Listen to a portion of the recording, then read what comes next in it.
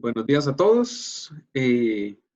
Vamos a continuar con la materia. Nos habíamos quedado en configuraciones electrónicas. Entonces, acá tenemos presentación.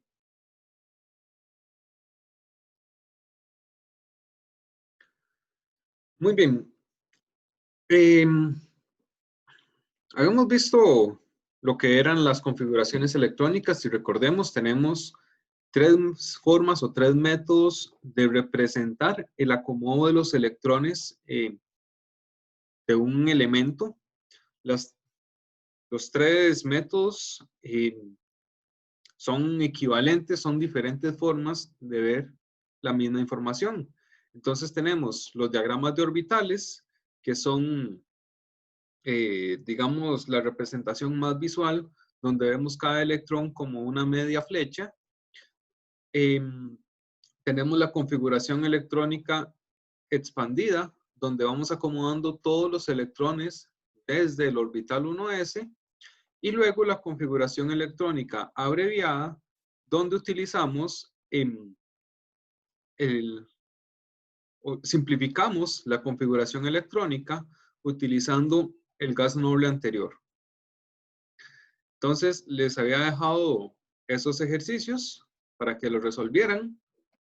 Podemos hacer en este momento alguno de ellos para repasar un poquito la materia. Entonces, podemos, por ejemplo, vamos a ver, el uranio. Uno que es, digamos, bastante bonito, bastante llamativo por todo lo que es la parte de la química nuclear. Entonces, si nosotros tenemos el uranio, símbolo U, ¿cuántos electrones tiene el uranio según la tabla periódica?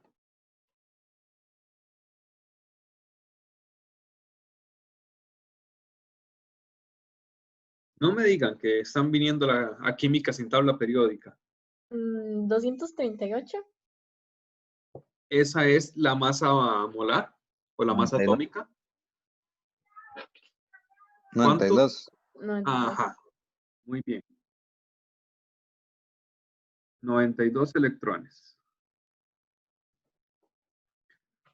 Ahora, como estamos haciendo la configuración electrónica abreviada, entonces, ¿cuál es el gas noble anterior al uranio?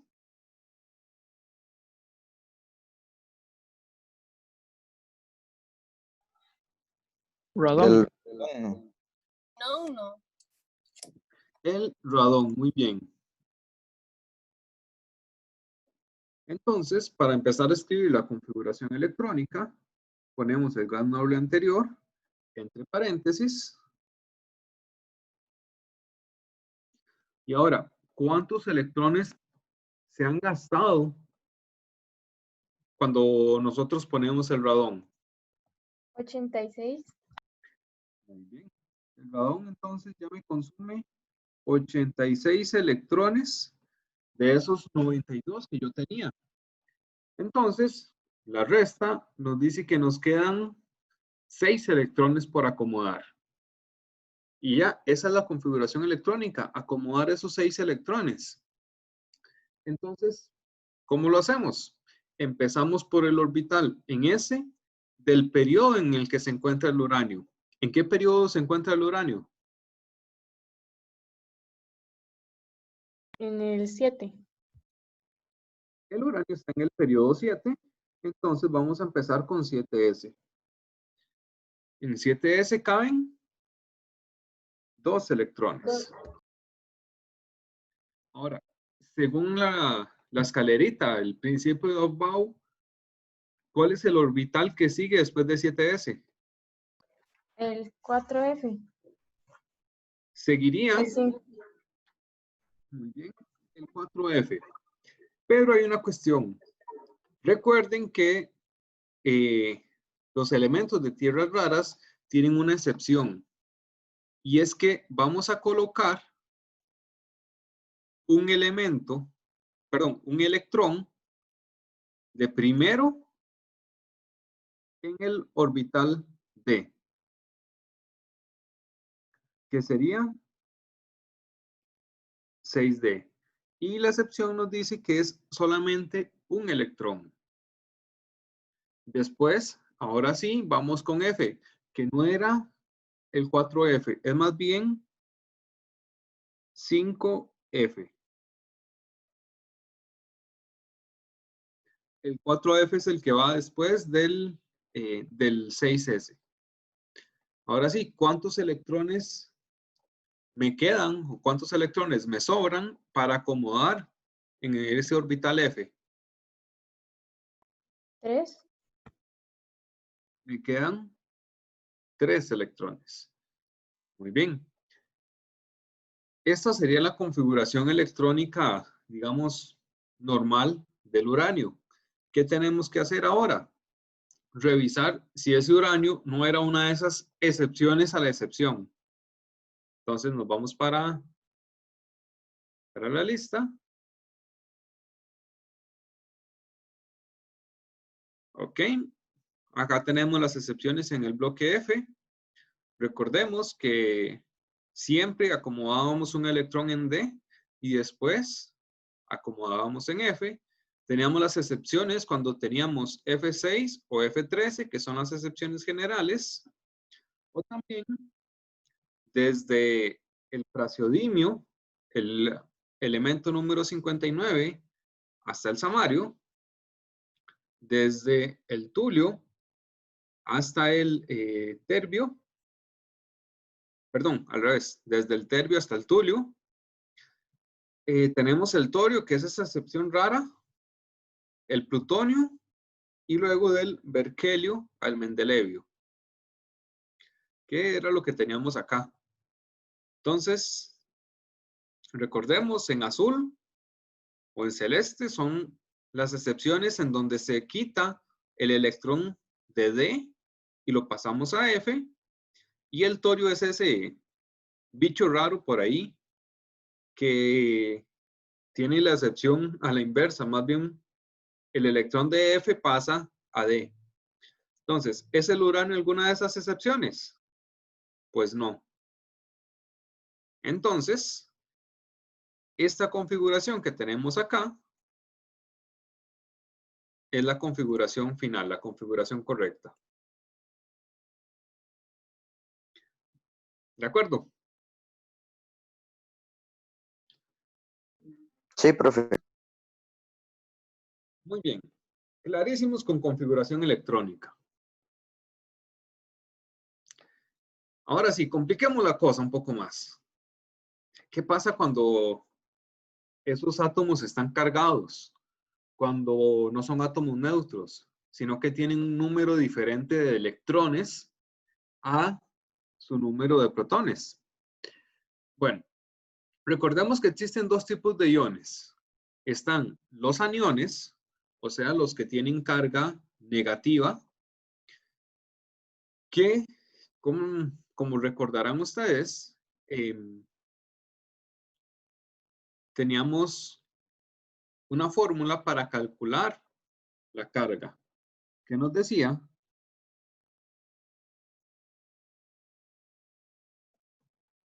que la carga es igual al número de protones menos el número de electrones.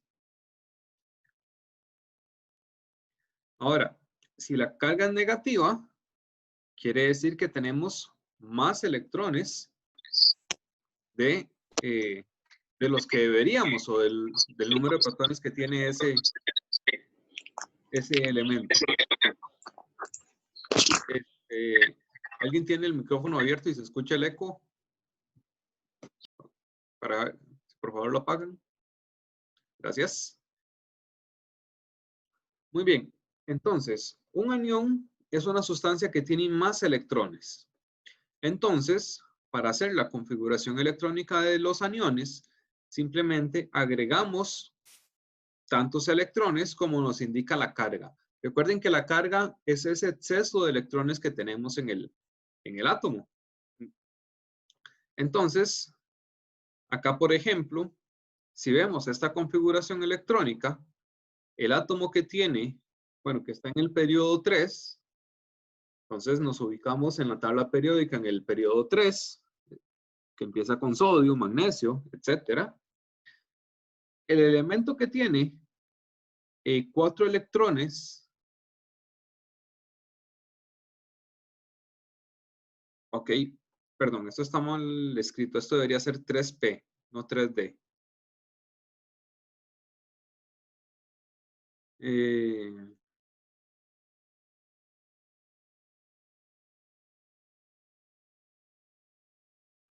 No se ve, bueno. Vean que son nada más 3 orbitales, entonces esto es 3P. Ok, el átomo que tiene 4 electrones en P, en el periodo 3, si lo vemos en la tabla periódica, bueno, podemos tener los 2 electrones en S, el primer electrón es el sodio, el segundo electrón es el magnesio, el tercer electrón o el primero en P le corresponde al átomo de aluminio, silicio, fósforo, y el cuarto electrón indica que este elemento que está acá es el azufre. Entonces esto es azufre. Acá, entonces lo estamos convirtiendo en un anión, donde estamos agregando 2 electrones adicionales, estos que están señalados en verde.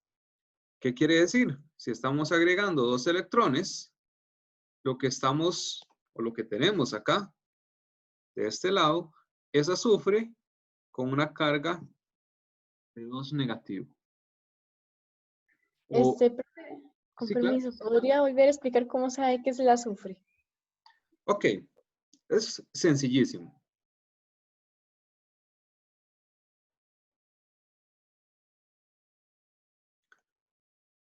Muy bien, sabemos que estamos en el periodo 3, ¿cierto? Ahora, ¿cuántos electrones tenemos en el periodo 3? Tenemos en total 2 en S y 4 en P. Entonces, 6 electrones en el periodo 3. En N igual 3. Si nosotros nos vamos a la tabla periódica, ¿cuál es el elemento que tiene 6 electrones en el periodo 3? Contamos simplemente de izquierda a derecha. Sodio tiene 1. Magnesio tiene 2. Luego tenemos el aluminio, que tiene 3 electrones en el periodo 3, ¿verdad? El silicio, que tiene 4 electrones. El fósforo, que tiene 5 electrones. Y el azufre, que tiene 6 electrones. Si ustedes ven, la cantidad de electrones en la capa externa o en la capa de valencia corresponde con el número de familia en el que está ese elemento. Y no es casualidad. Ah, está bien, muchas gracias. Con gusto. De Profe, hecho, pero ¿cómo sabe cuántos electrones hay en cada uno? Porque, digamos, el número atómico por ejemplo, del sodio es 11, no 1. Ajá. Pero estábamos hablando de electrones en el nivel 3. O sea, los electrones en la capa de valencia. Y para acá. Ok. Acá. Si recordemos esta imagen. Si el electrón diferenciante, o sea, el último electrón, cae en el nivel S, va a estar en las primeras 2 familias. Si es un S1, quiere decir que está en los alcalinos. Si es un S2, está en los alcalinoterrios. Esto es, digamos, como dibujar aquí el diagrama de orbitales en S. Si es S1, o sea, solamente un electrón en S, va a ser la primera familia, la familia 1A, la de los alcalinos. Si tiene 2 electrones en S, entonces ese elemento va a caer en los alcalinoterrios. Y podemos hacer lo mismo acá en el grupo de los P. Si tiene un electrón en P, quiere decir que en total tiene 3 electrones en la capa externa, en la capa de valencia. 2 en S más los de P. 3 electrones, familia 3A. 4 electrones, familia 4A. 5 electrones, familia 5A. 6 electrones, familia 6A. 7A y 8A.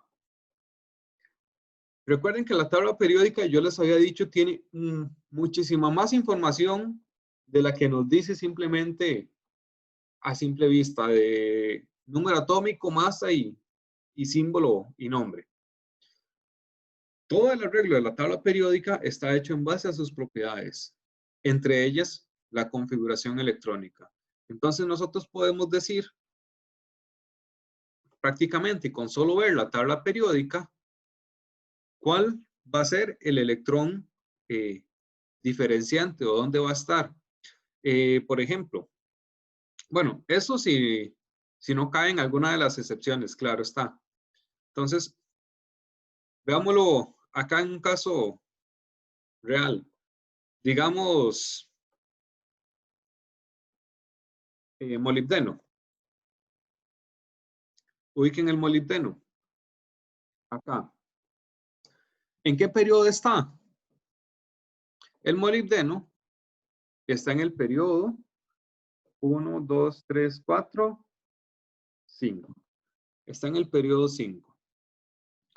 La configuración electrónica del molibdeno, la abreviada, entonces va a empezar con el gas noble anterior, el criptón.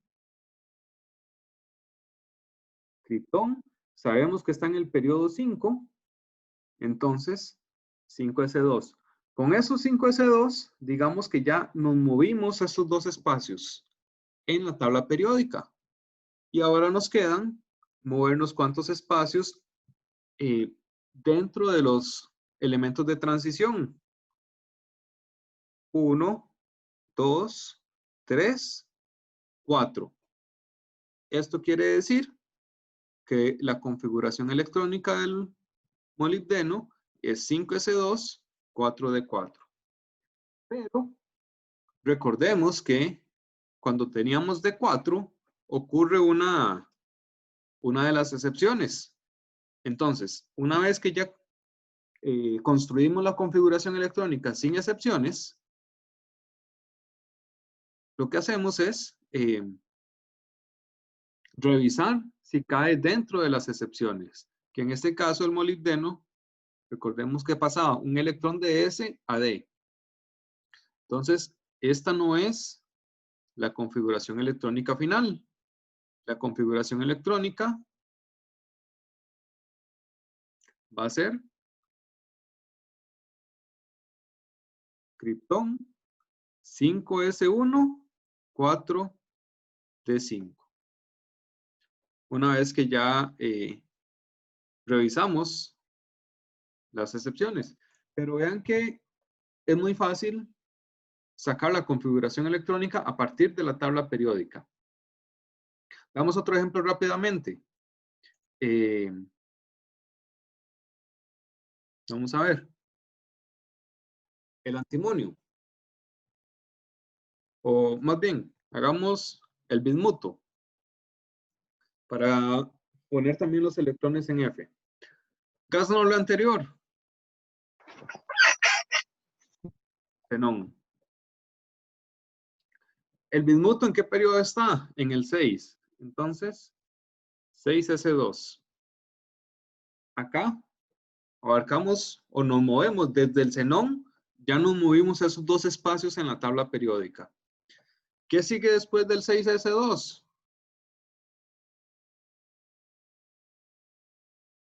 el 4F.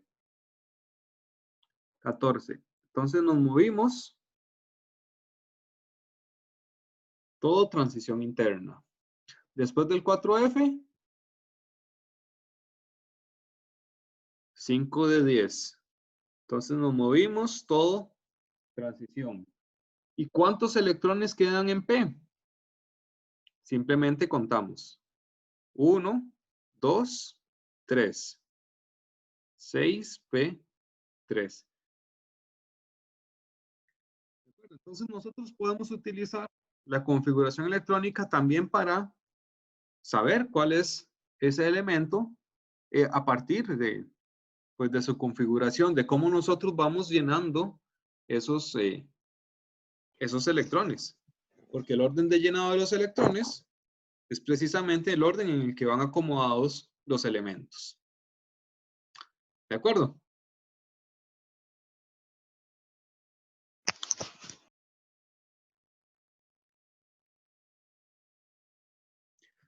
Ok, entonces estábamos acá viendo configuración electrónica para iones. Habíamos dicho que esto era azufre. La carga que puede tener el azufre negativa es de azufre 2 menos. Ese 2 menos lo que nos indica es que tenemos 2 electrones de más. Entonces esos 2 electrones simplemente los agregamos en la configuración electrónica. En este caso está representado como un diagrama de orbitales, pero podemos hacerlo también con la configuración electrónica. ¿Cuál sería la configuración electrónica del azufre? Utilizamos el sistema abreviado, gas noble anterior, neón, el azufre está en el periodo 3, 3S2, 3P4. Habíamos dicho, esto no es 3D, sino que es 3P. P solo tiene 3 orbitales y D tiene 5. ¿Cuál es la configuración electrónica del azufre menos 2? Vamos a agregar entonces 2 electrones a esta configuración electrónica que habíamos hecho para el elemento neutro. Entonces, para el azufre 2 menos, la configuración electrónica es neón, 3S2, 3P, ya no va a ser P4, sino P6. ¿De acuerdo? Se le añaden dos. ¿Perdón? Que solo se le añaden dos. Se le añaden los electrones que me indique la carga que tenga ese elemento. Ok.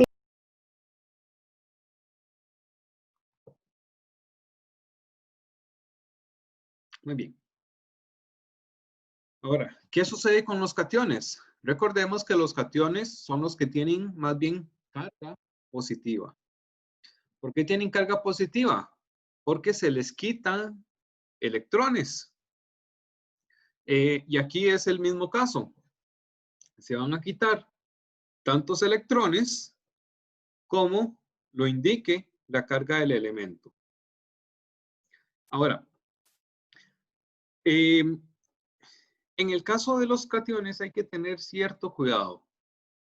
Y es que siempre se van a quitar primero los electrones más externos. ¿Qué quiere decir los electrones más externos? Los electrones de nivel superior. Entonces, hagamos otra vez el ejercicio. Tenemos un elemento que está en el periodo 5, pero que su electrón diferenciante está en 4D10. ¿Cuál es ese elemento?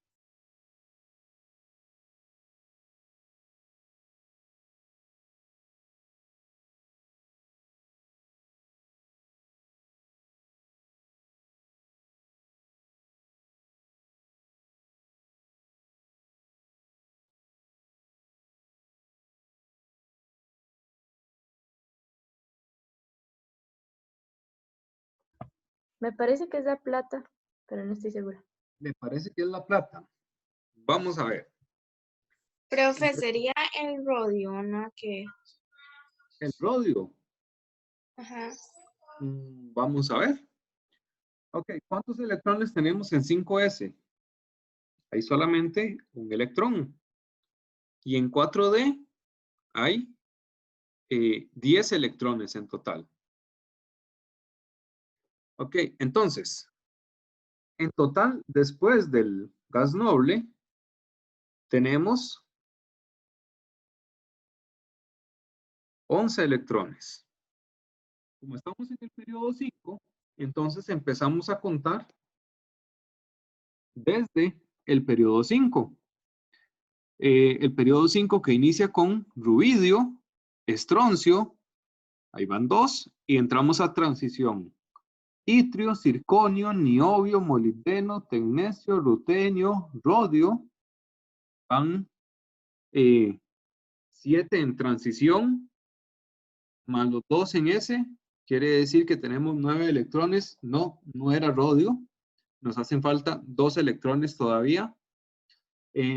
Paladio, plata. Este elemento que está acá es la plata. ¿Y por qué termina en 4 de 10? Porque es una de las excepciones. Donde pasamos uno de los electrones de S a D. Ahora, ¿cuántos electrones hay en la capa externa una vez que le hicimos cation, que le quitamos electrones?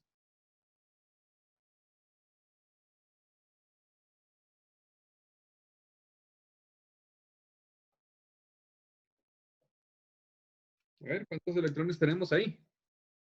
10. 10. ¿Cuál fue el cambio de electrones que hubo?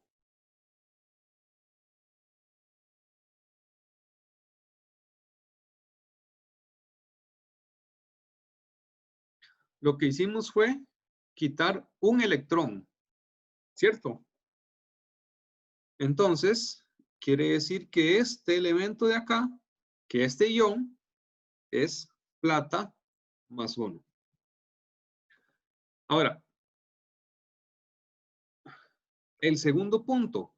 Siempre se quitan primero los electrones más externos. ¿Eso qué quiere decir? Nosotros tenemos por acá electrones en 5s y electrones en 4d. ¿Cuál electrón o cuál orbital está más afuera? ¿Uno que está en el nivel 5 o uno que está en el nivel 4?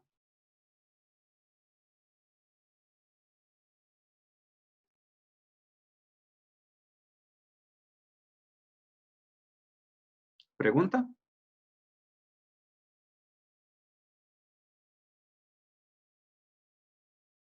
¿Podría repetirlo, profe? ¿Cuál electrón está más externo? ¿O cuál nivel es más energético? ¿El nivel 5 o el nivel 4? El 4. ¿Por qué? ¿4 es mayor que 5? No, pero según yo está más cerca del ion en este caso. Sí. En este caso, esa es como la, digámoslo así, la trampa. Es diferente cuando uno sigue el principio de Aufbau para llenar los electrones en los orbitales a cuando los quita. Cuando uno lo está quitando electrones, siempre empieza de los más externos. ¿Qué quiere decir los electrones más externos? El que tenga el mayor nivel energético. Después del nivel energético, entonces nos fijamos en el mayor número azimutal, pero no antes. Entonces, entre 5s y 4d,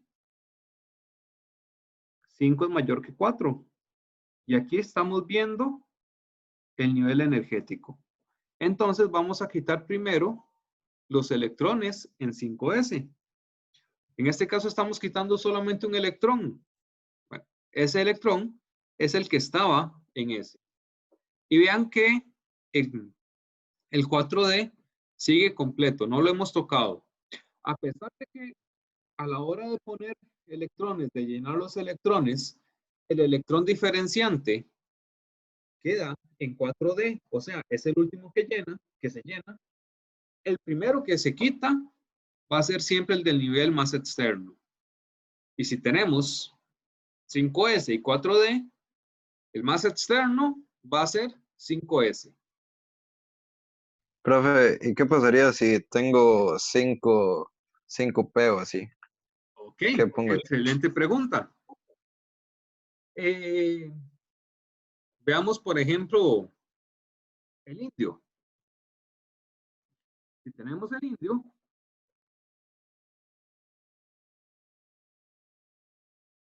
la configuración electrónica es criptón.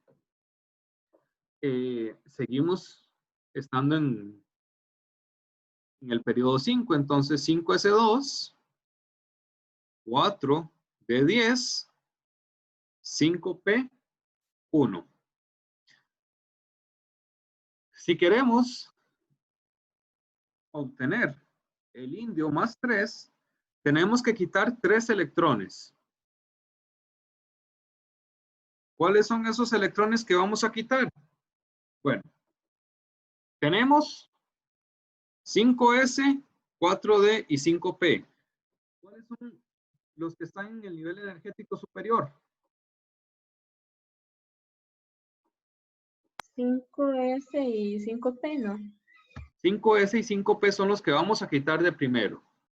Ahora, ¿cuál es el valor del número cuántico azimutal, el L, para el 5S y el 5P? Bueno, o más bien, en este caso, para S y P. 0 y 1. L, S es 0 y P es 1. Entonces, vamos a quitar primero el electrón que esté en P. Es decir, este es el que se me va primero. Muy bien. Pero solo he quitado un electrón y necesito quitar 3. Entonces sigo con los siguientes, que van a ser los electrones en 5S. Y en ese quito 2 electrones. Ya quité todos los que necesitaba. Solo tenía que quitar 3 electrones. ¿Cuál es la configuración electrónica del indio? Perdón, me faltó una N. Del indio 3 más. Va a ser criptón. Ya no tengo electrones en S. Ya no tengo electrones en D. Entonces, criptón 4D10. Esa va a ser la configuración electrónica para el indio con carga 3 positiva. Si tenemos orbitales en el mismo nivel energético, entonces quitamos de primero los que se llenaron de último. Pero si tenemos orbitales en diferente nivel energético, entonces quitamos primero los electrones en el nivel energético superior, en el más externo.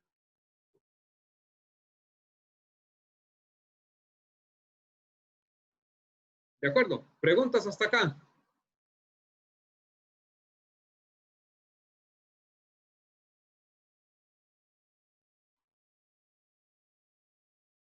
¿No? Muy bien. Continuamos entonces. Ok. Configuración electrónica abreviada para las siguientes especies. Vamos a hacer un ejercicio de estos o 2 y el resto los resuelven ustedes de práctica. El calcio 2 más. ¿Cómo resolvemos o cómo escribimos la configuración electrónica para el calcio 2+? Empezando primero siempre con el átomo en estado neutro.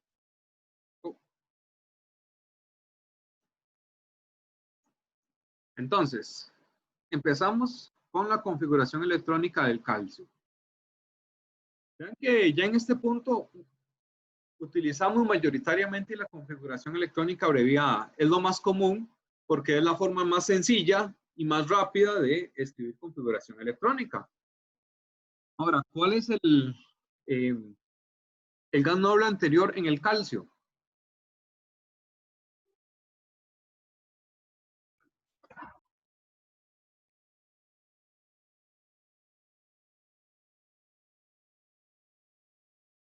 ¿Gas noble anterior?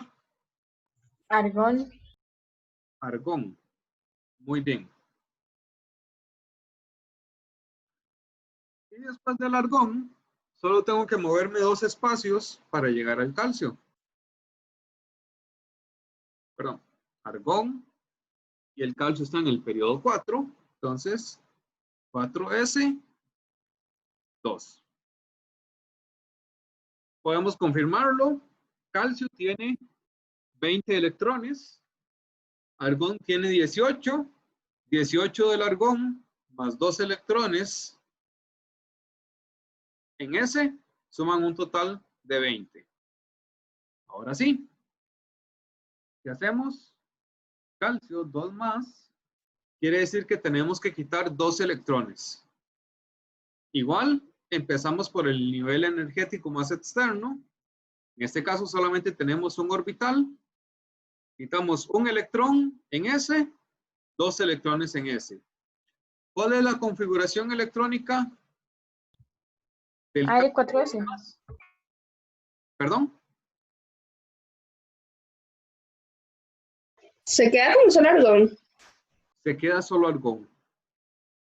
Exactamente.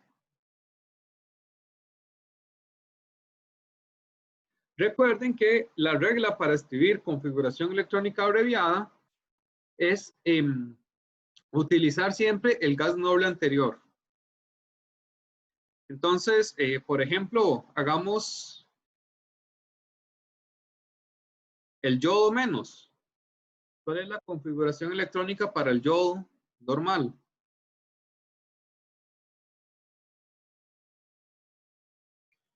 Krypton. Ajá. Krypton. ¿En qué periodo está? 5. Ajá, entonces 5s2. Después del 5s, según la regla de Aufbau, vamos al 4d. Pasamos toda la fila de transición. Llegamos otra vez a representativos, al grupo P, 5P. Y el yodo está en la familia 7A. Lo que quiere decir que entre 5S y 5P tienen que sumar 7 electrones. Entonces, sería 5P, 5.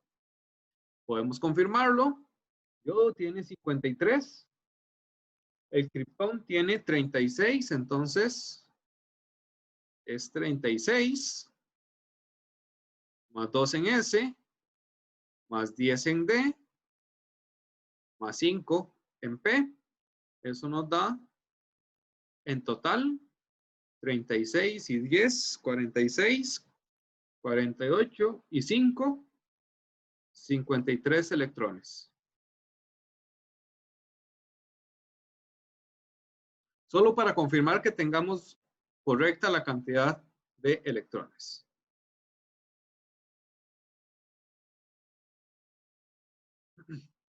Muy bien. Entonces ahora hagamos la configuración electrónica del yodo menos. Es agregar un electrón. Solamente tenemos una carga negativa, entonces es un electrón de más lo que tenemos que poner. ¿Dónde agregamos ese electrón? Pues en el último orbital. 4 de 10, 5p y 5 más 1, 6. Ese electrón que nos hacía falta, lo estamos agregando en 6. Ahora, si ustedes ven, después del yodo, ¿qué sigue? ¿Cuál es el átomo siguiente al yodo?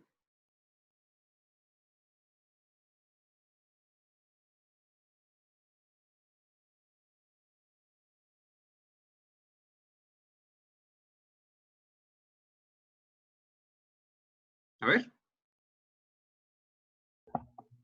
El xenón. el xenón. Y hagamos algo. Dibujemos, o más bien escribamos la configuración electrónica del xenón. El gas noble anterior, criptón, 5s2, 4 de 10, 5p6. Vean que sucede algo curioso. Las configuraciones electrónicas del yodo negativo y del xenón son iguales. Vean que la configuración electrónica del calcio 2 positivo es igual a un gas noble, al gas noble anterior. Entonces, cuando tenemos cargas, ya sea positivas o negativas, siempre vamos a quedar en una configuración electrónica bastante estable. Por supuesto, ya ustedes sabrán, no hay nada más estable que los gases nobles. Recuerden que los gases nobles van a tener capas llenas. Es decir, no cabe ni sobra ni un solo electrón.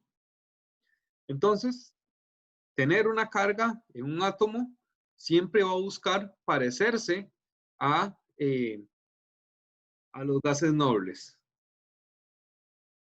Ahora, al respecto, con eso, tengan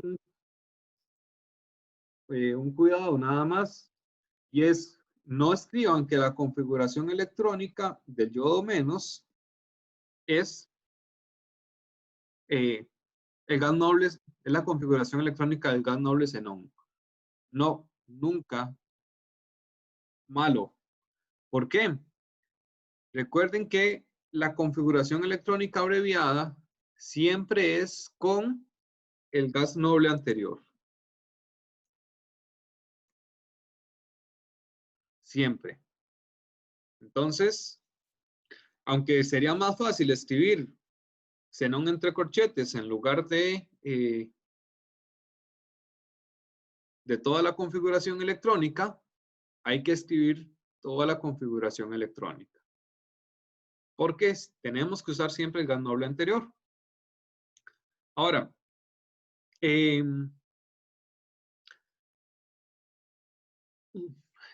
cuando tenemos cargas negativas, siempre, aquí sí no hay discusión, siempre vamos a terminar con una configuración electrónica igual al gas noble siguiente. Sin embargo, cuando tenemos configuraciones electrónicas positivas, no necesariamente vamos a llegar a la configuración del gas noble anterior. Y para eso, recordemos el ejemplo que venía acá. Este que habíamos dicho que era la plata, no queda con la configuración electrónica igual al criptón, cuando tenemos plata más 1.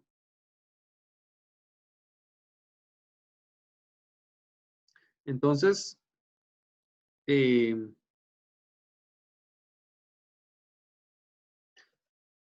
que con cargas negativas siempre llegamos a la configuración del gas noble siguiente, pero con las positivas no llegamos a la configuración del gas noble anterior. No necesariamente. Ya vimos que, por ejemplo, con el calcio puede suceder. O, por ejemplo, bueno, con elementos alcalinos, alcalinoterros, sí va a suceder, y con los estados de oxidación más altos posibles para los elementos representativos que no tengan electrones en D. Es decir, hasta el periodo 3. A partir del periodo 4, que ya tienen electrones en D, pues la configuración electrónica de ese catión no va a ser igual a la del gas noble anterior.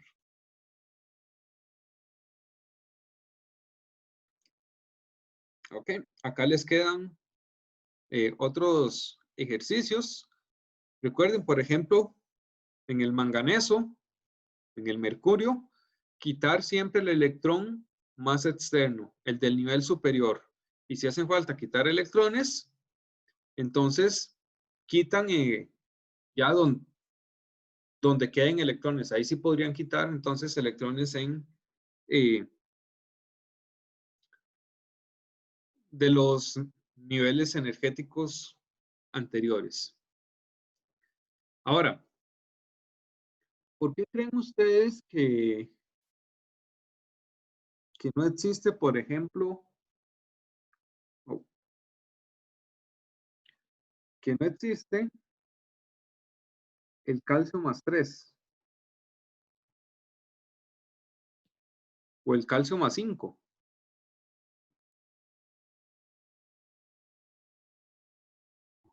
Eso tiene que ver con los números de oxidación.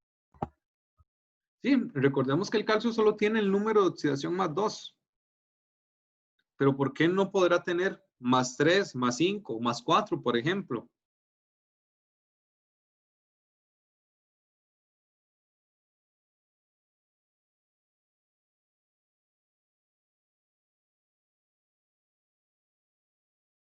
¿Por qué el número de oxidación positivo del azufre, el máximo para el azufre, es azufre más 6? ¿Y por qué no puede haber entonces azufre más 7 o azufre más 8?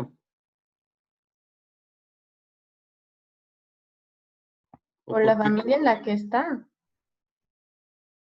Sí, pero ¿por qué? ¿Qué explicación nos da la familia en la que está? Por ejemplo, el fósforo, el número de oxidación máximo para el fósforo es más 5. No podrá haber un fósforo más 7. No es por la distribución de las orbitales que tiene el elemento. Bueno, que está ligado a la familia. Ok. Veamos el ejemplo fácil con el calcio. La configuración electrónica del calcio, ya lo habíamos hecho, era argón.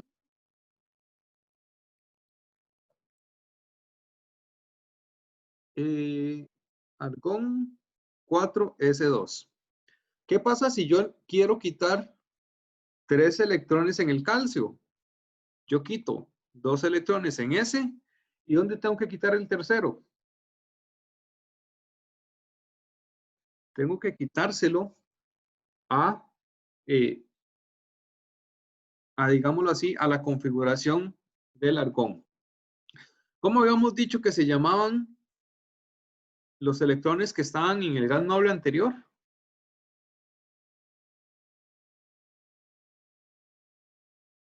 ¿Cómo se llamaban esos electrones? De capa interna. Esos son los, ajá. Esos son los electrones de la capa interna. ¿Qué quiere decir? Que esos electrones están muy adentro en el átomo de calcio. Si yo quiero quitar ese electrón de la capa interna del calcio, yo tengo que aplicar mucha energía.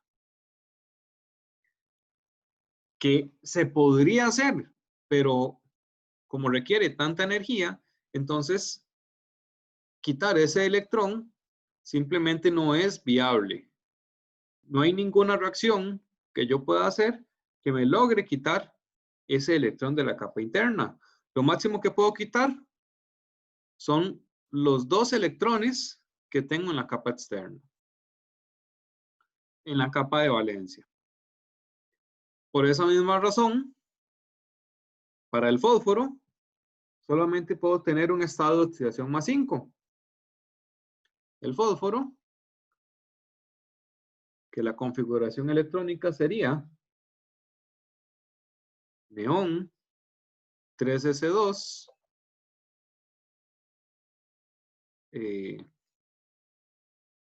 3p3. Pueden corroborarlo ustedes. Yo puedo quitar 3 electrones de P y 2 electrones de S. ¿Cuántos puedo quitar en total? 5 electrones. Estado de oxidación máximo posible, más 5.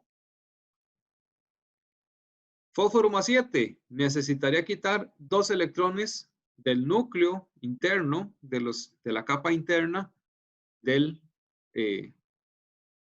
neón. Entonces, no voy a lograrlo.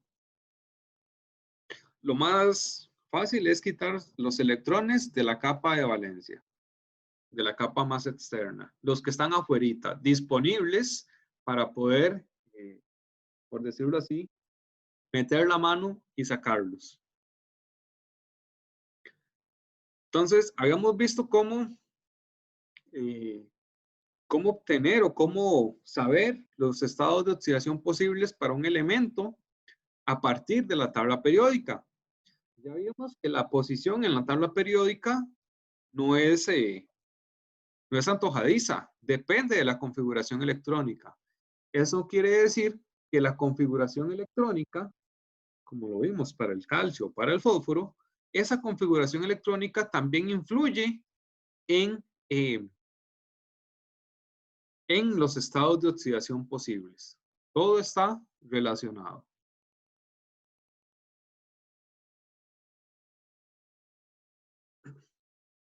Muy bien, acá tenemos otro ejercicio. Eso los pueden hacer ustedes como práctica.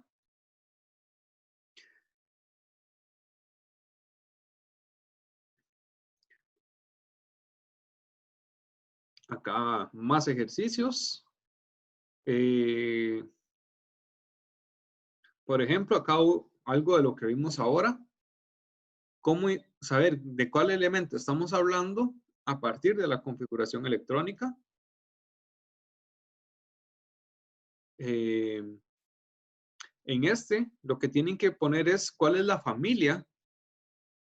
Pueden usar la nomenclatura norteamericana que utiliza números y letras, 1A, 2A, 6B, 7B, etcétera, para identificar la familia a la que se refieren con estas configuraciones electrónicas generales.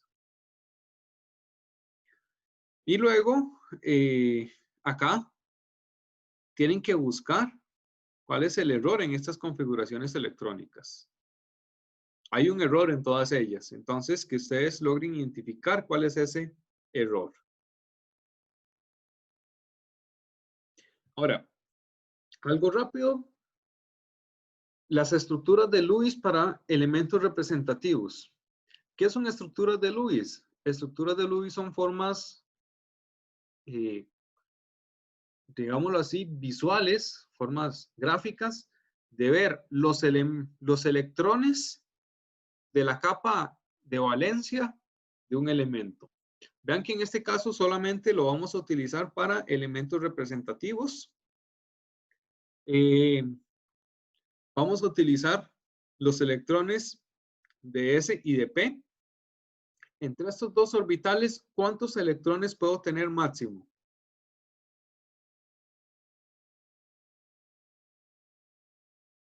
¿Cuántos electrones caben en S? 2. 2 en S. ¿Y cuántos caben en P? 6. 6. Entonces, en total, yo tengo espacio para 8 electrones en SP. Ahora, ¿cómo se hacen las estructuras de Lewis? Ponemos el símbolo del elemento y un punto por cada electrón de la capa de valencia que esté en los orbitales S y P. Los electrones en D los vamos a obviar por completo acá. Y esto no sigue las mismas reglas de llenado que la configuración electrónica, porque esto es una forma de ver cuál es la capacidad de un elemento para formar enlaces. Entonces, no sigue las reglas de configuración electrónica, no es un equivalente para la configuración electrónica, es simplemente una forma de ver cuántos enlaces puede formar ese átomo, pues, ese elemento. Entonces, por ejemplo, bueno, podemos usar aquí tienen para varios, para los periodos 2 y 3 de la tabla periódica. Entonces, sin verlos, hagamos alguno. Por ejemplo, el fósforo. ¿Cuántos electrones en la capa de valencia tiene el fósforo?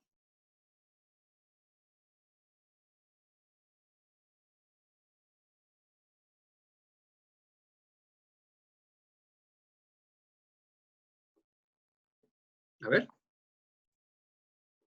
6 no habíamos dicho. No. ¿Cuántos electrones después del gas noble hasta llegar al fósforo? Ah, ok.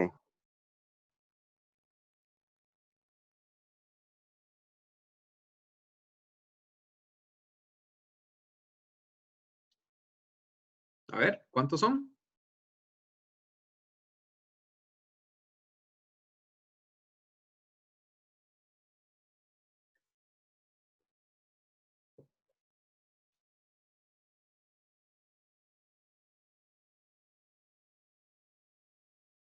Desde el gas noble hasta el fósforo. Desde el gas noble anterior hasta el fósforo. Oh. ¿Cuántos? 5. 5 electrones. Muy bien, entonces, para hacer la estructura de Lewis, dibujamos el símbolo escribimos más bien el símbolo del elemento y tenemos que acomodar 5 electrones. Empezamos con un electrón por cada cara. Entonces, 1, se dibujan como puntos. 1, 2, 3, 4 y cuando ya completo las 4 caras, entonces empiezo a emparejar. 5 electrones. Esta es la configuración, perdón, este es la estructura de Lewis para el fósforo. No importa en qué orden coloquen los electrones, siempre que pongan primero solamente un electrón por cada cara. Digamos, es el último electrón, ustedes pueden ponerlo en cualquiera de las 4 caras que la configuración electrónica, perdón, que la estructura de Lewis va a ser correcta. Entonces, esto es algo bastante sencillo. Recuerden, solamente se utilizan los electrones de S y P, es decir, solamente puedo poner 8 electrones máximo, solamente tengo 4 caras y los 8 electrones me van a llenar 2 electrones por cara. Entonces, un máximo de 8. Vean, por ejemplo, el berilio. El berilio se puede escribir así como está en la imagen, o yo puedo escribirlo así, un electrón arriba y uno abajo, o un electrón arriba y otro a un lado, no importa. Cualquiera de esas está correcta. Pero si yo lo escribo como berilio y los 2 electrones en la misma cara, esa estructura de Lewis, esta sí está incorrecta, porque no estoy siguiendo el orden. Tengo que poner un electrón primero en cada cara y si me sobran, ir completando las parejas. Muy bien. ¿Preguntas?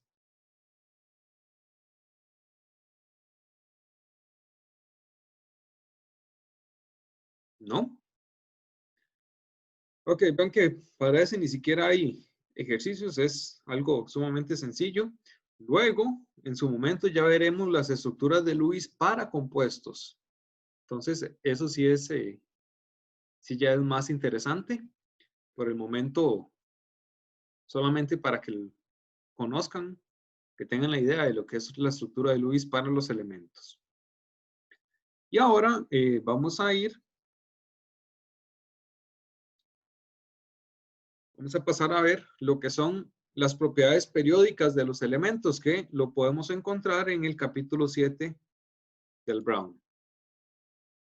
Esto es un tema, digámoslo así, bastante teórico. Entonces, vamos a ir un poco rápido.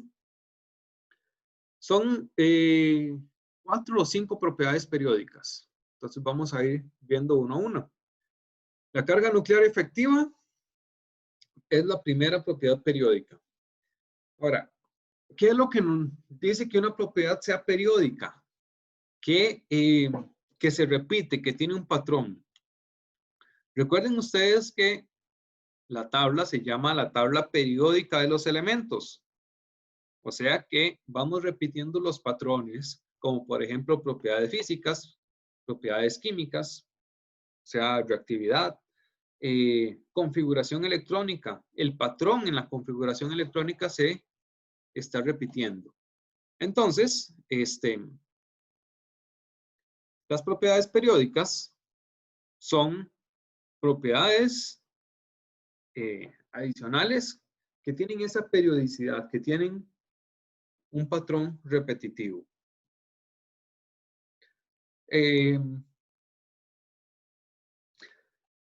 Sobre la carga nuclear efectiva, entonces recordemos que los electrones que tienen una carga negativa son atraídos hacia el núcleo con carga positiva, atracción entre cargas opuestas. Básico en física. Ahora, la fuerza de atracción depende de las magnitudes de las cargas. Si yo tengo, por ejemplo, una carga negativa por acá y una carga positiva por acá, entre ellos dos van a sentir una cierta fuerza de atracción. Pero, ¿qué sucede si yo tengo 3 cargas negativas y por acá tengo 5 cargas positivas? Esa fuerza de atracción que hay entre ellos dos va a ser mucho mayor. ¿Por qué? Porque tenemos cargas más fuertes. Es, por decirlo así, si comparamos un imán de estos de los adornos para refrigeradora con un imán de neodimio. Entre más fuerte sea la carga, entonces más fuerte será la fuerza de atracción que hay entre esas cargas.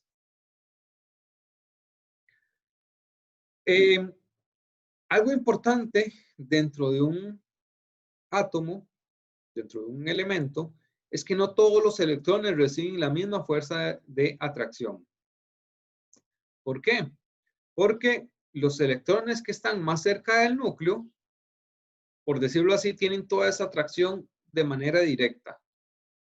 Pero los electrones que están más afuera, entonces tienen todos los electrones internos, por decirlo así, estorbando, ejerciendo lo que se conoce como un apantallamiento.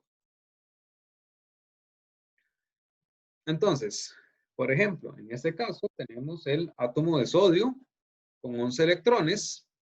El electrón más externo, el que está en el periodo 3, tiene 10 electrones en la capa interna. Entonces, esos 10 electrones ejercen un apantallamiento. Como por decirlo así, el núcleo tiene 11 electrones para ejercer fuerza de atracción. Pero esa fuerza se gasta con estos electrones que están en la capa interna. Y lo que queda para atraer ese electrón que está afuera, entonces es solamente una parte de toda esa fuerza que había inicialmente. Esto podría verse, qué sé yo, digamos que como un teléfono chocho. Ese juego donde se hace una fila de personas y en un extremo empieza con un mensaje y la idea es que llegue el mismo mensaje al otro extremo, al final de la fila. Entre más personas haya, más se distorsiona ese mensaje. Y si hay menos personas, entonces hay más probabilidad de que el mensaje llegue intacto, llegue como originalmente era. Entre más electrones tengamos nosotros estorbando a ese electrón que está afuera, que está en la capa más externa, entonces menos de esa fuerza de atracción del núcleo va a llegar hasta el electrón. Y eso tiene graves repercusiones, porque entre menor sea la fuerza de atracción de este electrón, quiere decir que más libertad va a tener el electrón para moverse. O sea, más afuera va a estar el electrón. Por ejemplo, vamos a ver. Si acá tenemos el núcleo, y luego tenemos nuestros electrones en la capa interna, esa fuerza del núcleo, esa fuerza de atracción, se va a concentrar principalmente en esos electrones de la capa interna. ¿Qué pasa si tenemos un electrón aquí afuera? La atracción de ese electrón va a ser mucho menor que la atracción que sienten los electrones de la capa interna. Ahora, ¿qué sucede si aumentamos la fuerza o si aumentamos la cantidad de cargas positivas en el núcleo? Esto quiere decir que el electrón va a sentir también un poco más de fuerza o un poco más de fuerza de atracción, va a ser capaz de pasar desde el núcleo hasta el electrón. Y si hay una atracción mayor, quiere decir que también ese electrón va a estar más cerca del núcleo. Y si tenemos una atracción todavía mayor, el electrón va a estar más cerca del núcleo. Entre mayor sea la fuerza de atracción, mayor va a ser la cercanía del electrón con el núcleo. Esa atracción efectiva que logra llegar hasta estos electrones es lo que se conoce como la carga nuclear efectiva. Y esa Profe, carga, ¿sí? entonces, bueno, ese representaría el efecto combinado. Ese representaría, bueno, se conoce como la constante de pantalla o constante de apantallamiento y es Ajá. toda esta fuerza, ese sería esta fuerza de atracción que se queda en las capas internas. Ok, entonces, digamos, en el ejemplo que están dando ahí, entonces sería 11 menos 10, o estoy equivocado. Ajá. Ok. Una forma muy sencilla de calcular ese es asumir que es igual al número de electrones internos. Entonces, por ejemplo, en el sodio tenemos 10 electrones internos. Este es el valor de S. ¿Cuál es entonces la carga nuclear efectiva que siente el último electrón? El electrón que queda solito en 3s1. La carga nuclear efectiva de ese electrón va a ser el número atómico Z. Ven que Z no cambia, sigue siendo número atómico. Para el sodio es 11 menos la cantidad de electrones internos, 10. O sea, la carga nuclear efectiva tiene que ser de más 1.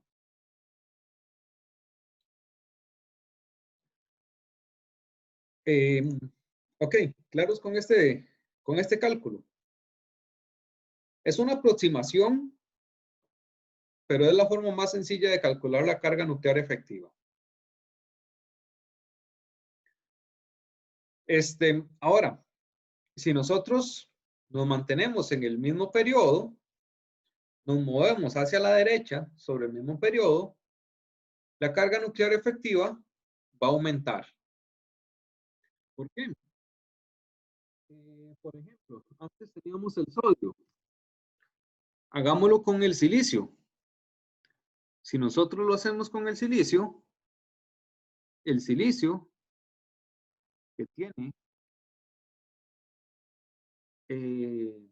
14 electrones, o más bien 14 protones, si nosotros vemos la capa interna del silicio es el gas noble anterior, el neón, que el neón tiene 10 electrones. Entonces, si hacemos la configuración electrónica para el silicio, sería neón 3s2 3p2. ¿Cuál es la carga nuclear efectiva que sienten esos electrones en la capa externa? Esa carga nuclear va a ser el número atómico, que es 14, menos la constante de apantallamiento, que es la cantidad de electrones internos que tiene el silicio. 14 menos 10 más 4. Cuando nos movemos en un mismo periodo, si nos movemos de izquierda a derecha, lo que hacemos es aumentar el número atómico.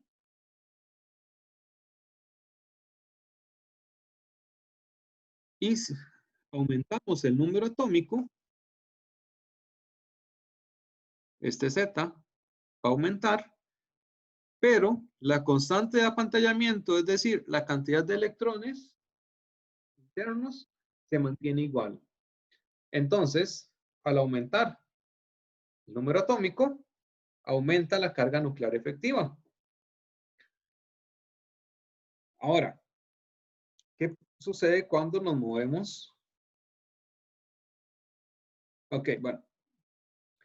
Entonces, en general, para la carga nuclear efectiva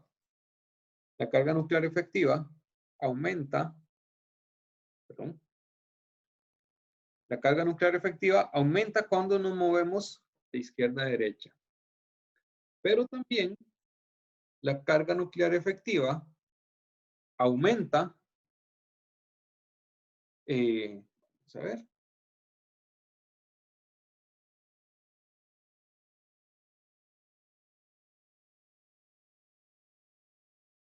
La carga nuclear efectiva, si nos movemos sobre los periodos, con este cálculo, digámoslo así, se mantendría igual, sería equivalente. Sin embargo, la carga nuclear efectiva, mediante otro tipo de cálculos, va a aumentar cuando nos movemos hacia abajo en un periodo. Y ya vamos a ver por qué. Vean, estas flechitas son las flechas de tendencia, vamos a verlas a lo largo de todas las propiedades periódicas.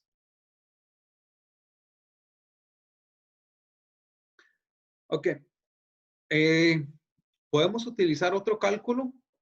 Vean que el simplificado, la forma más rápida nos decía que la carga nuclear efectiva, o más bien la constante de apantallamiento, era igual al número de electrones internos. Las reglas de Slater, vamos a utilizar una aproximación un poquito diferente, que es más exacta, pero por supuesto tiene un poquito más de cálculo.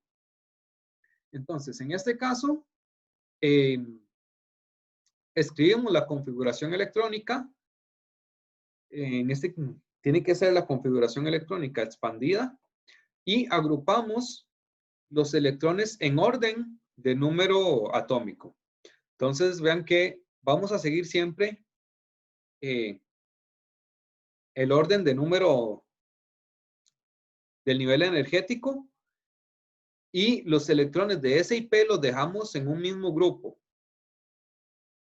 Y ese grupo lo encerramos entre paréntesis. Los electrones de S y P que estén en el mismo nivel, los ponemos, por decirlo así, como si fueran un todo. Los electrones de D y F, esos sí quedan por aparte. Entonces, una vez que tenemos la configuración electrónica agrupada de esta manera, nosotros lo que hacemos es decir lo siguiente. Cada electrón del mismo grupo aporta 0.35 a la constante de apantallamiento. Excepto si es en el 1s, donde cada electrón contribuye con 0.30. Ya ahorita vemos cómo se come esto. Ahora, si el electrón al que pertenece, o si el grupo al que pertenece el electrón está en SOP, es decir, en alguno de estos grupos de SOP, cada electrón del grupo inmediato inferior aporta 0.85 a la constante. Y electrones de niveles por debajo, entonces aportan 1 a la constante. Si el grupo al que pertenece el electrón es D o F, entonces cada electrón de todos los niveles inferiores aportan 1 a la constante de apantallamiento. Esas son las reglas de Slater. Entonces, ¿cómo hacemos esto? Bueno.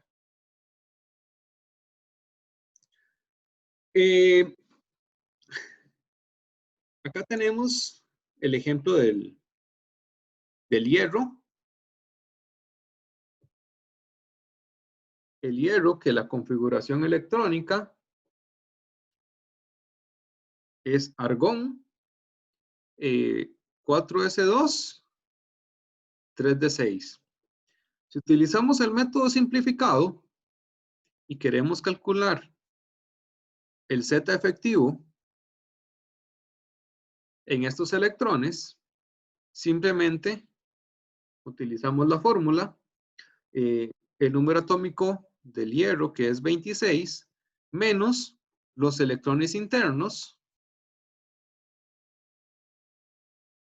que los electrones internos serían el gas noble anterior, menos 18, y esto nos da igual a 8. Según ese sistema simplificado, para el hierro, la carga nuclear efectiva sobre los electrones de valencia es de 8. Ahora, si aplicamos las reglas de Slater, entonces lo primero que hacemos es acomodar la configuración electrónica, no siguiendo el principio de Aufbau, sino que lo acomodamos por nivel energético. Vean que acá tenemos el 3D antes del 4S. ¿Por qué? Porque el nivel 3 está antes del nivel 4. Entonces, una vez que los tenemos acomodados, los agrupamos. 2S y 2P, 3S y 3P, 3D queda solito, y el 4S, pues no tiene 4P con que agruparlo. Ahora, algo importante es que nosotros tenemos que fijarnos ahora dónde es que queremos calcular la carga nuclear efectiva. Por ejemplo, podemos calcular la carga nuclear efectiva sobre un electrón de 4S. Entonces, si lo calculamos sobre el 4S, lo que nos dice es que los electrones del nivel inmediato anterior, si estamos en el nivel 4, quiere decir que los del nivel inmediato anterior serían 3. Entonces, los electrones de 3S, 3P y 3D van a aportar cada uno a la constante de apantallamiento, van a aportar 0.85. Todos los que estén antes del nivel anterior, o sea, todos los de nivel menor, nivel 2, entonces 2S, 2P y también el 1S, estos van a aportar con 1 a la constante de apantallamiento. Ahora, ¿cuántos electrones hay en 3S, 3P y 3D? Los contamos.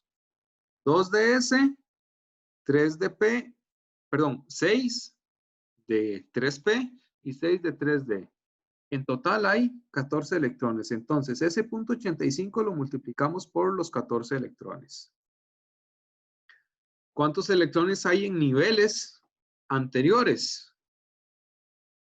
Entonces tenemos 2 en S1, 2 en 2S y 6 en 2P. 10 electrones. Pero nos estamos olvidando de algo.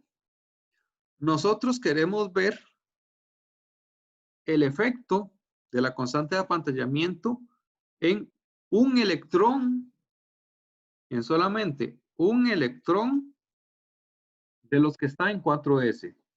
Y en 4S hay 2 electrones. Entonces, eso quiere decir que en el mismo nivel, en 4S, que recordemos aportaban con punto 35, tenemos un electrón adicional. Entonces, es un electrón aparte del que yo quiero ver que está en 4S. Hacemos el cálculo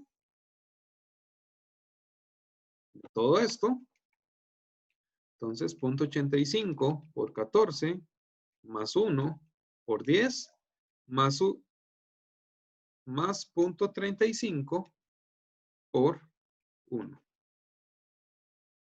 Esto nos da un total de 22.25. Entonces, ¿cuál es la carga nuclear efectiva en ese electrón que está en 4S? El número atómico, 26, menos la constante de apantallamiento, y eso nos da 3.75. Vean que es un valor bastante diferente a lo que habíamos obtenido anteriormente. Ahora, ¿qué sucede si queremos calcular la carga nuclear efectiva? Por ejemplo, en el electrón, en un electrón de 3S. Entonces, vamos a ver. Otra vez, recuerden, esto tiene que estar agrupado. Pero ahora, lo que yo quiero ver es un electrón que está en 3S. Ven que es uno de los electrones. ¿Cuántos electrones hay en el mismo grupo, en el mismo nivel energético? Pregunta para ustedes.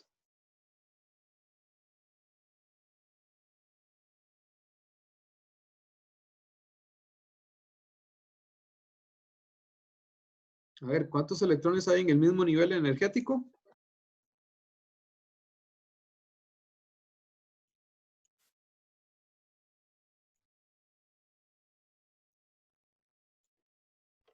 Tengo entendido que tiene que ser un máximo de 2.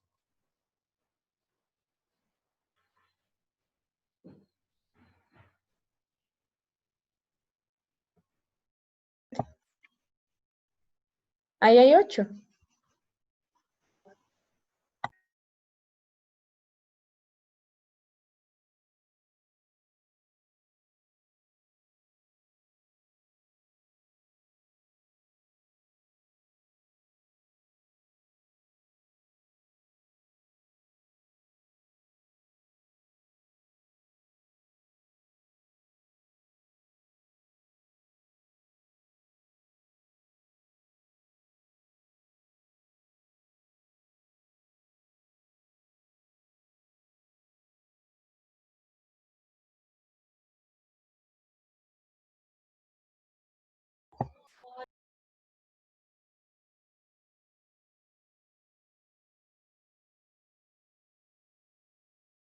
Profe, no le escucho.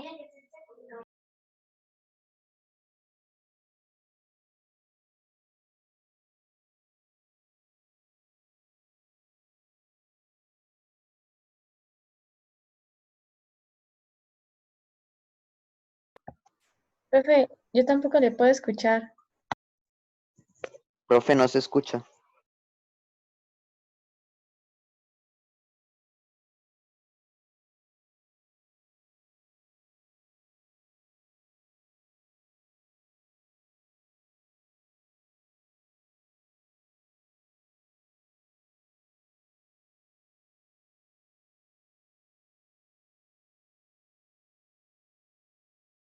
Ok, ya. Ya, ¿verdad? Sí, se fue el micrófono. Muy bien, entonces, nosotros tenemos 8 electrones en este grupo que comprende 3s y 3p. Vemos un electrón del 3s. ¿Cuántos electrones sobran dentro del mismo grupo? Me quedan 7 electrones. Por la constante de apantallamiento para los electrones en el mismo grupo, que es de 0.35. ¿Cuántos electrones hay en el nivel anterior? En el nivel anterior, si estamos acá en un nivel 3, vemos entonces los del nivel 2. Tenemos 8 electrones en total. La constante de apantallamiento para el nivel anterior es 0.85. Profe, Y con luego permiso. vemos los niveles inferiores. Antes de ese, entonces solo quedan los electrones de 1s, que hay 2 electrones en total, y esos aportan con 1.0. ¿Cuál es la constante de apantallamiento para ese electrón? 3s. Pregunta Rubén si 0.35 es una constante. Sí. 0.35, 0.85 y 1, esos son las constantes que nos dicen,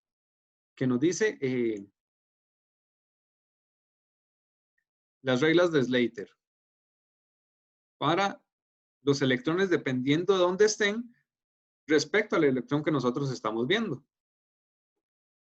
Ahora, si nosotros hacemos ese cálculo, 7 electrones que están en el mismo grupo, vean que los electrones que están en grupos superiores, en grupos más altos, esos electrones no se toman en cuenta en el cálculo, porque están después, entonces obviamente no me van a afectar, no me van a ejercer apantallamiento sobre la fuerza que viene desde el núcleo. Estos electrones ya están más afuera, entonces no me estorban. Volviendo al cálculo, 7 electrones por 0.35, 8 electrones por 0.85 y 2 electrones por 1. La constante de apantallamiento es de 11.25. Entonces, ¿cuál es la carga nuclear efectiva para un electrón en 3s del hierro? 26, porque el número atómico no ha cambiado, seguimos trabajando con hierro, menos 11.25. Y esto nos da 14.75.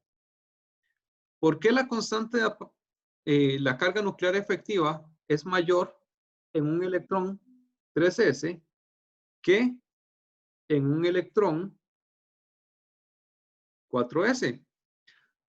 Simplemente el electrón 3s está más cerca del núcleo.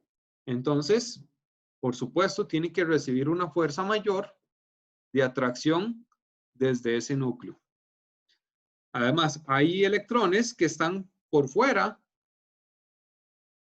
más externos a ese electrón de 3s, entonces esos electrones no me ejercen apantallamiento. Recordemos que el apantallamiento es la fuerza de esos electrones internos, los electrones que están antes de, del electrón que yo quiero ver. Pero este 3s sí me influye o si me ejerce apantallamiento sobre todos los electrones que están después. ¿De acuerdo? ¿Hay alguna pregunta? Yo sé que las reglas de Slater, pues, tiende a ser un poco confuso. Recordemos, hay una forma sencilla, una forma rápida de calcular la carga nuclear efectiva, y es asumiendo que todo lo que esté en los niveles inferiores me apantalla con 1. Pero no es el resultado más real, más certero. En la presentación que se las voy a subir, hay otros, están las otras propiedades periódicas, entonces sería bueno que las vayan viendo, que las vayan revisando. Las retomamos la próxima semana. También ya les puse una tarea en el modo, una práctica sencillita, nada más de revisión de conceptos para que la entreguen, para que la hagan. Tienen tiempo, no recuerdo si se las puse hasta el domingo o hasta el lunes, creo que hasta el próximo lunes. Entonces, ojalá la puedan hacer ahora mismo en la tarde. Y si tienen preguntas, entonces las hacen con confianza. Y los exámenes se los entrego por el modo también en el transcurso de la tarde, noche, o si no me alcanza, entonces el día de mañana. Todavía me faltan un par de preguntas que revisar. Ok, ¿alguna consulta? No, profe.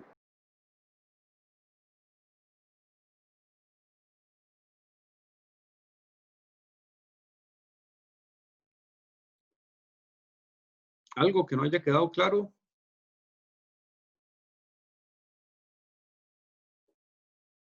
Profe, las configuraciones que usamos para estas reglas siempre van No. a ser las mismas.